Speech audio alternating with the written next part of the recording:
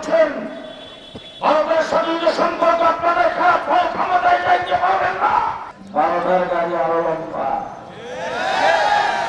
2 নম্বর কথা বলতে চাই, 800 বৎসর ভারতবর্ষ মুসলমান শাসন করেছে। হিন্দু এই দেশে ছিল। যদি আমরা হিন্দুদের প্রতি কোনো দুঃখের ভাব থাকতে 800 বৎসর পরে তুলা রাশি দিয়ে বাড়ি সালাম দিয়ে কোনো যেত না।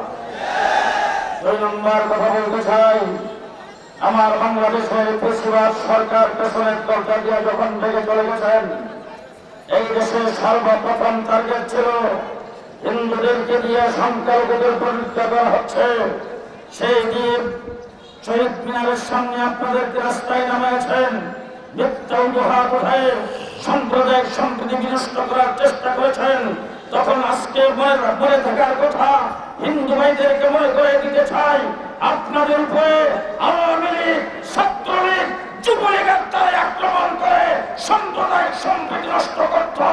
আমরা হেফাজতে ইসলাম মাদ্রাসা আলেম ওলামায়ে কেরাম আমরা আপনাদের পাহারাদারি করেছি। গত কয়েকদিন আগে দুর্গা পূজা গেছে আপনাদের, ভারতে তো শান্তিতে পূজা পালন করতে পারে নাই, আমরা যেভাবে আপনাদেরকে পালন করতে দিয়েছি। সুতরাং আপনারা আমাদের নাগরিক ভাই, বাংলাদেশে বসবাস করবেন, সুযোগ সুবিধা কম গ্রহণ করেন নাই, আপনারা প্রধান বিচারপতি পর্যন্ত পেয়েছেন। আমাদের আপত্তি নাই, মন্ত্রী হন, মিনিস্টার হন, বড় বড় অফিসার হন, কিন্তু বাংলাদেশে ইসলাম আর মুসলমানদের বিরুদ্ধে ষড়যন্ত্র করবেন, পরিষ্কার বলে দিতে চাই আমরা পোল্ট্রি মুরগি নয়।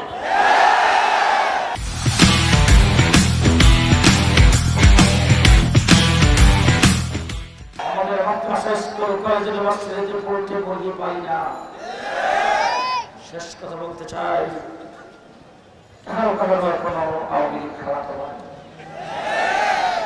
আওয়ামী লীগ দুষ্কৃতীদের বিরুদ্ধে নির্যাতিত হয়েছেন, নিপীড়িত হয়েছেন, গুম হত্যা হয়েছেন অনেক।